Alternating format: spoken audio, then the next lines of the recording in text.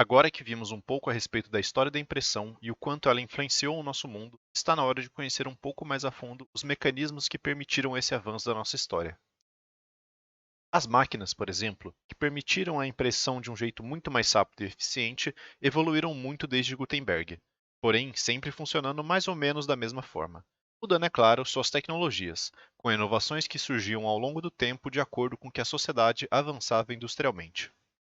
Vamos agora aprender um pouco mais sobre essas máquinas, começando pela primeira invenção de Gutenberg. A prensa de Gutenberg foi, além de revolucionária, também muito complicada de se fazer. Além da questão financeira, Gutenberg, sendo o primeiro e a raiz de toda a tipografia, muito teve que tentar, criar, falhar e tentar de novo até ter sucesso. Influenciado pelas técnicas de estampagem e até de produção de vinhos que existiam na época em sua região, além da adaptação de diversas outras técnicas que ele já conhecia profundamente, o inventor católico tentou diversas técnicas de impressão, uma semelhante à xilogravura, em madeira e cerâmica, por exemplo, mas nenhuma delas se mostravam eficazes o suficientes. Diversas versões experimentais da prensa foram feitas, uma delas usando a própria prensa de vinho, que, como base, usavam de diversas modificações. Entretanto, foi só depois da descoberta do tipo móvel, fundamental para o avanço da tipografia, que a prensa de Gutenberg conheceu sua versão definitiva. E como ele funcionava? Novamente, usando a prensa de vinho como base, o molde das letras, o tipo móvel, com tinta era colocado numa plataforma que deslizava até a parte inferior de uma estrutura metálica. Uma prensa que era acionada através de uma barra que provocava a compressão, fazendo junto da estrutura que suportava o papel o carimbe. As letras, então, eram prensadas com toda a força, fazendo assim a impressão de letra no papel. O golpe deformava a matriz. Sendo assim, era necessário retificá-la sempre. Como as letras eram metálicas e amovíveis, cada caractere era separado e podia facilmente ser removido se estragasse ou se houvesse necessidade de alterar algo no texto.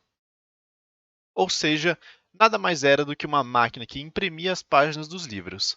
As páginas eram compostas pelo tipógrafo, montado em uma espécie de carimbo com os tipos móveis. Esses tipos eram as letras do alfabeto, as vírgulas, acentos, em diferentes tamanhos que, quando montados, formavam uma única matriz para a impressão de várias páginas de um livro, por exemplo.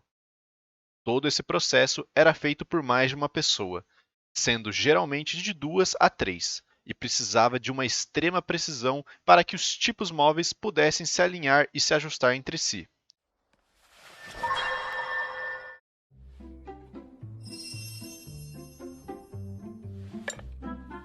重要なのは活字の大きさと高さが揃ってること。素晴らしいです。まさにグーテンベルク。 E é claro, a tinta usada precisava ser também adequada, para que ela não borrasse com a impressão. ヨゼフ、ハイディ。定着剤の作り方が分かりました。定着剤？ああ、色が変わらない。次は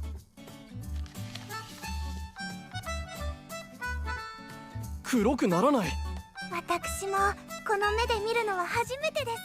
E a tinta usada por Gutenberg era composta de óleo de linhaça e negro de fumo, que marcava o papel sem borrar. Ela era aplicada nos tipos móveis com uma trouxa de pano. Durante quase 4 séculos, a prensa de Gutenberg se manteve quase inalterada, com pouquíssimas mudanças em sua forma. Porém, em meados de 1800, a prensa inteiramente metálica foi inventada por Charles Earl de Stanhope, que, com um sistema de alavancas que aumentava consideravelmente a força de impressão, foi possível aumentar a velocidade de produção de forma substancial. Mas todo o processo continuava o mesmo. O fato de Stanhope não patentear sua invenção, aliado à época de diversas inovações industriais, permitiu que sua prensa fosse assim rapidamente aperfeiçoada. Sendo operadas manualmente tanto as prensas de Gutenberg quanto a de Stanhope, houve então a ideia de usar energia a vapor para o funcionamento da máquina. Outro fator que precisava de melhoria era a bancada de impressão da prensa. A ideia de usar cilindros de movimento rotativo foi assim implementada. Ambos os conceitos de uma máquina a vapor e uma máquina com cilindros de movimento rotativo foram conceitos possíveis graças ao impressor alemão Friedrich Koenig, que em uma série de desenhos concebidos entre 1802 e 1818 surgiu a primeira versão da prensa mecânica. Essa primeira versão de Koenig reduziu as 9 operações do prelo de Stanhope a somente 3. Primeiro, colocar o papel no local destinado. Segundo, pôr em marcha a matriz de impressão e de tinta ao mesmo tempo. E terceiro, retirar o papel impresso. Algumas outras modificações foram feitas por ele e outros profissionais, mas a versão definitiva, com o plano cilíndrico, foi então desenvolvida. Nesse momento, as máquinas já eram capazes de produzir 1.100 impressões por hora em média. Em 1843, Richard M. Hoe, dos Estados Unidos, depois de anos de estudos, inventou a prensa rotativa movida a vapor, permitindo que milhões de cópias de uma página fossem feitas em um único dia. Obras produzidas em massa floresceram com a invenção, juntamente com a transição para a alimentação contínua de papel laminado. Isso permitiu que os modelos de prensa rotativas funcionassem a um ritmo ainda mais rápido. As máquinas de impressão hoje em dia são muito mais tecnológicas, funcionam através de eletricidade e não mais do vapor. Porém, por mais que estejam muito mais computadorizadas atualmente, ainda funcionam de maneira semelhante e com a mesma essência da de Richard, com o modelo de prensa rotativa ainda sendo utilizado na imprensa. Outro tipo de impressão moderna, essa muito mais diferente, é o da impressão 3D. Porém, essa funciona muito mais como uma máquina de produção de materiais, não tendo ainda muitos usos na imprensa. Acabamos de ver então um pouco sobre as principais máquinas tipográficas ao longo da história, como elas funcionavam, suas diferenças, contextos em que foram feitas e um pouco sobre o impacto delas para a sociedade. Esperamos que tenham gostado da apresentação e até a próxima. グーテンベルクさんにはまだまだ届かないな。誰だよそれ。私にとって神にも等しい偉業を成し遂げた人だよ。私の目標。なんだこれ。グーテンベルクさんが発明した活版印刷機、これを作りたいんだよね。ちょっと待て、これ金属を使ってるよな。原価計算したのか。